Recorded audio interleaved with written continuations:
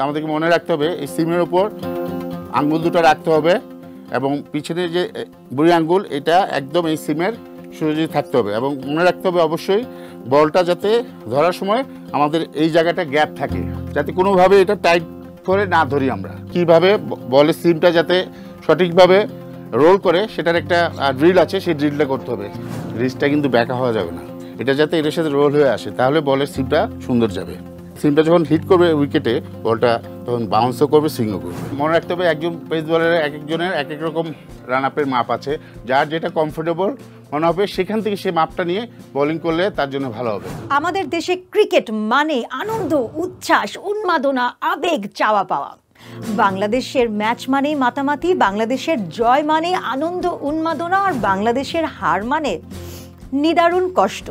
এই ভালো লাগাকে বুকে ধারণ করে যারা বড় ক্রিকেটার হওয়ার স্বপ্ন দেখে তাদের জন্যই প্রয়োজন সঠিক গাইডলাইন। বন্ধুরা, আমন্ত্রণ জানাচ্ছি ক্রিকেট অঙ্গনের মহারথীদের অংশগ্রহণে, আর তোমাদের জন্য সঠিক গাইডলাইন নিয়ে আমাদের নিয়মিত আয়োজন Deco super duper biscuit 13 minute cricket tips.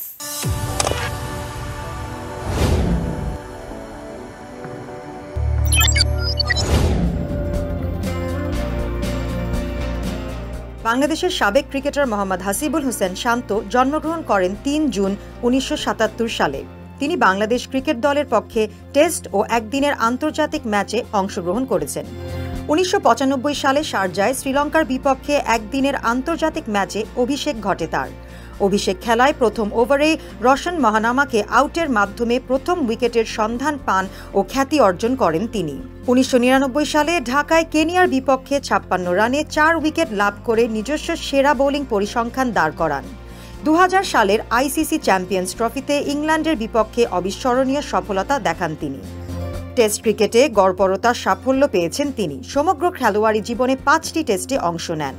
ভারতের বিপক্ষে বাংলাদেশের টেস্ট ক্রিকেটের ইতিহাসের প্রথম টেস্ট খেলায় অংশ নেন। দ্বিতীয় ইনিংসে সদাগোপান রমেশকে বোল্ড করে সান্ত্বনাসূচক প্রথম টেস্ট উইকেট পান তিনি। দেশের অন্যতম ফাস্ট বোলার হিসেবে বেশ কয়েক বছর দলের নিয়মিত সদস্য ছিলেন। হাসিবুল হোসেন শান্ত মূলত অলরাউন্ডারের ভূমিকা পালন করতেন। ডান হাতে ব্যাটিংয়ের পাশাপাশি ডানহাতি ফাস্ট মিডিয়াম বোলিংয়ে দক্ষ ছিলেন তিনি। 1997 সালে আইসিসি ট্রফির শ্বাসরুদ্ধকর ম্যাচে শেষ বলে 1 রান নিয়ে বাংলাদেশকে বিশ্বের দরবারে মাথা উঁচু করে দাঁড় করান মোহাম্মদ হাসিবুল হোসেন শান্ত।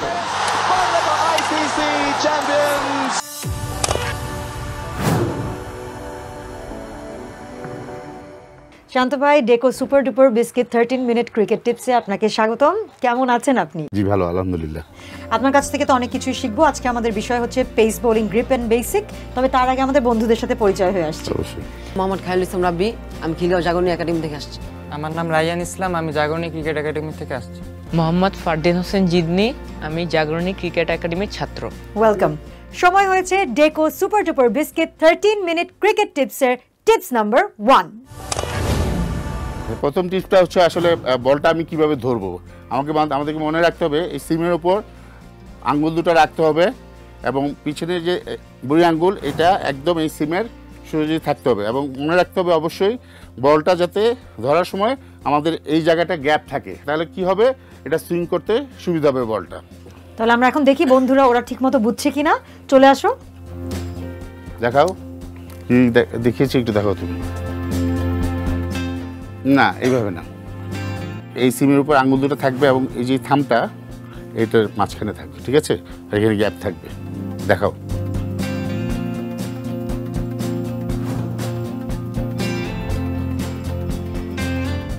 ঠিক আছে, এবার তুমি আসো, তুমি এসে দেখাও।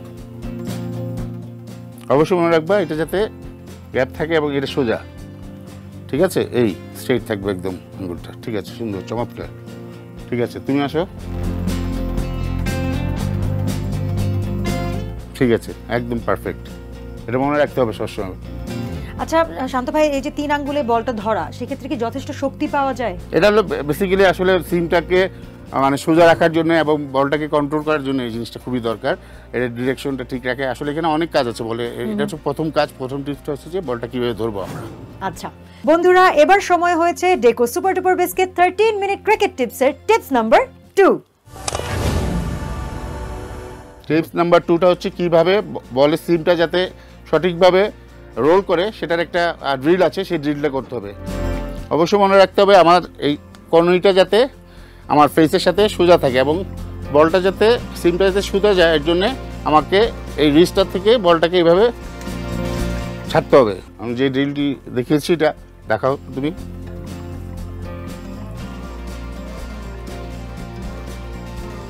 রিস্টটা কিন্তু ব্যাকা হওয়া যাবে না, একদম স্ট্রেট থাকতে হবে। তুমি যখন বলটা ছাড়বা, এই সিম আমাকে দাও বলটা, এই সিমটা যাতে এখান থেকে রোল করে এটা বের হয়, ঠিক আছে? তাহলে সিমটা যখনই বল করবা সিমটা তোমার সোজা যাবে, ঠিক আছে?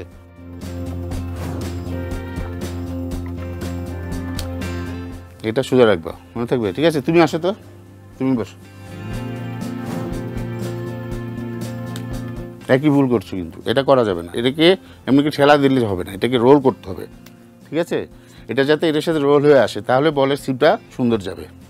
ওকে, তোমরা বসে যাও। তিনজনের মধ্যে যেটা দেখলাম আমি শান্ত ভাই, সেটা হচ্ছে ওই যে আপনি যে কথাটা বলছেন যে এটা বাঁকাবে না, মানে রিস্টটা সোজা থাকতে হবে এবং এই ফিঙ্গার থেকে যখন বলটা বের হবে এটা যাতে রোল করলে তাহলে কি হবে, সিমটা একদম স্ট্রেট যাবে। তখন সিমটা যখন হিট করবে উইকেটে, বলটা তখন বাউন্সও করবে, সুইংও করবে। আচ্ছা বন্ধুরা, এবারে সময় হয়েছে Deco super duper biscuit 13 minute cricket টিপসের টিপস নাম্বার 3। টিপস নাম্বার 3টা হচ্ছে আমি রান আপ নিয়ে কথা বলবো। আসলে একজন পেস বোলারকে তার রান আপটা কিন্তু ভেরি ইম্পর্টেন্ট। অ্যান্ড রান আপের ক্ষেত্রে দেখা যায় যে কারোটো একটু অ্যাঙ্গেল হয়ে থাকে, তো এই অ্যাঙ্গেলটা থাকা যাবে না। আমি যখন রান আপ নিব আমার পায়ের মানে মোশন যাতে একদম উইকেটে সোজা থাকে, আমি যাতে আমার স্টেপগুলো একদম সোজা রাখতে পারি। সাথে আরেকটা জিনিস মনে রাখতে হবে, আমার হাতের যাতে মুভমেন্টটা একদম পা এবং হাতের সাথে মিল থাকে, তাহলে কি হবে, রানারটা স্মুথ হবে। স্মুথ হলে তখন বোলিং করাটা খুবই ইজি হয়। এবং রান আপ যদি ভালো থাকে সেক্ষেত্রে আসলে একজন বলারের ফিটনেসও ভালো থাকে, ইনজুরির প্রিভেনশনও কম থাকে এবং এনার্জি অনেকক্ষণ থাকে, সে বলার অনেকক্ষণ বোলিং করতে পারে। রান আপটা ভেরি ইম্পর্টেন্ট। সেক্ষেত্রে যখন একজন বলার বোলিং করবে তার যাতে অবশ্যই মনে রাখতে হবে তার হাত পা যাতে একদম স্ট্রেট থাকে, তার বডি কন্ডিশন যাতে একটু সামনের দিকে থাকে, তাহলে তার রান আপটা আরও সুন্দর হবে। আরেকটা জিনিস মনে রাখতে হবে, পেস বলার আসলে অনেকের রান আপ মনে করেন যে লম্বা দড়িয়ে আসলে অনেক জোরে বল করা যায়। আসলে এটা একটা ভুল ধারণা। মনে রাখতে হবে একজন পেস বলারের এক একজনের এক এক রকম রান আপের মাপ আছে, যার যেটা কমফোর্টেবল মনে হবে সেখান থেকে সে মাপটা নিয়ে বোলিং করলে তার জন্য ভালো হবে। রান আপ ঠিক রাখার জন্য একটা আমরা শেডও করতে পারি, আয়নার সামনে আমরা আসলে এই কাজটা করতে পারি। সারাক্ষণ যেরকম হাঁটার একটা প্র্যাকটিস করি, এরকম আয়নার সামনে যদি আমরা এরকম প্র্যাকটিস করতে থাকি, মানে আমার যাতে এই পাটা সামনে যায়, পরের পাটা সামনে থেকে এখান থেকে ফোর্সে যাতে সামনে যায়, সেটা আমরা আয়নার সামনে কাজ করতে পারি। শান্ত ভাই, একটা প্রশ্ন আমরা কিন্তু জেনারেলি যখন দেখি সেটা হচ্ছে যে ডান পা গেলে বাম হাত যায়, সেটার কি এই বেসিক নিয়মে যেতে হবে নাকি? অবশ্যই এই বেসিক নিয়মে যেতে হবে। আরেকটা জিনিস মনে রাখতে হবে, আমি যাতে স্ট্রেট না থাকি, আমি যদি একটু অ্যারো হয়ে থাকি, তাহলে কি হবে, আমার ফোর্সটা ভালো থাকবে। আচ্ছা ঠিক আছে, এখন আমরা একটু দেখি তোমাদের। তুমি বুঝতে পারছো? বল দরকার নেই, তুমি দেখাও কিভাবে আমি রান করতে বলেছি। ঠিক আছে, তুমি দেখাও তো।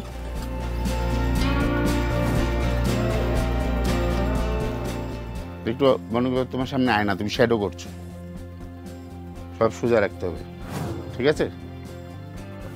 ওকে, রানিংটা দেখাও। সবসময় মনে রাখবা যখন স্টার্ট করবা অবশ্যই যাতে তোমার একটু বডিটা সামনের দিকে থাকে, তাহলে তোমার রানিং করতে সুবিধা হবে, এগুলো সোজা থাকবে।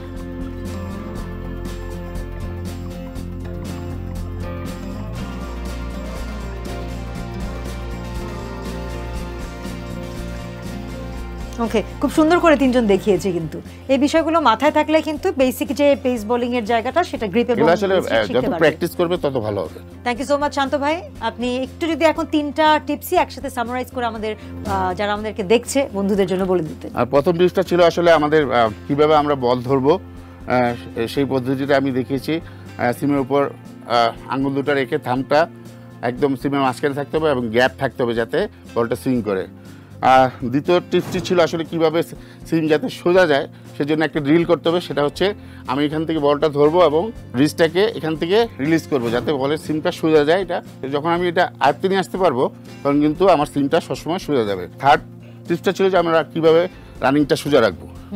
খুব সুন্দর করে বলেছেন শান্ত ভাই আপনি, আপনাকে এত সহজে ছাড়ছি না, চলে আসুন। শান্ত ভাই টেকনিকের গল্প তো করলেন, এখন একটু ফিটনেসের জায়গায় আসতে চাই। আসলে ক্রিকেটে আপনি যদি দেখেন ব্যাটিং বোলিং ফিল্ডিং থাকে, সব পার্টির মধ্যে পেস বোলারদের ফিটনেসটা সবচেয়ে বেশি লাগবে।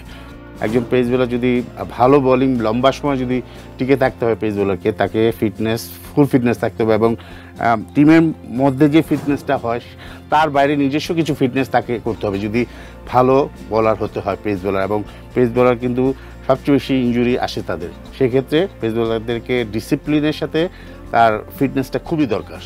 আর খাদ্যাভ্যাস কোনো কিছু স্পেসিফিক খাদ্যাভ্যাস আসলে এখানে এখন ডায়েটিশিয়ান থাকেন, তারা খাদ্যের কী কী খেতে হবে, কত ক্যালোরি খেতে হবে, কত ফ্যাট খেতে হবে, এগুলো সব বলে দেওয়া হয়, ওই অনুযায়ী তাদের কাজ করতে হবে।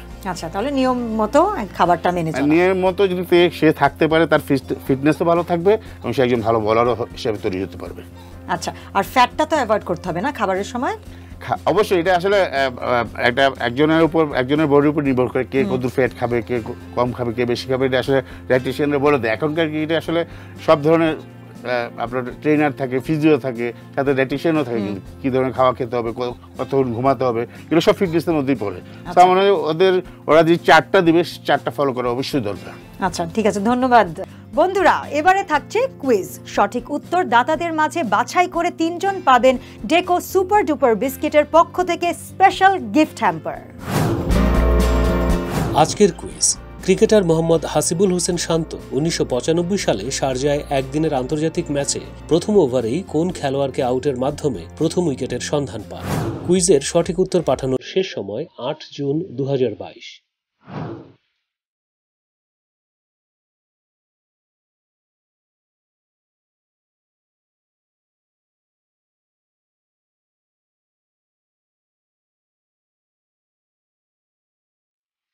গত পর্বে কুইজের সঠিক উত্তর দিয়ে লটারিতে বিজয়ী হয়েছেন মোহাম্মদ ডিউক সরকার, মেহেদি হাসান, সৌরভ ইসলাম সোহা।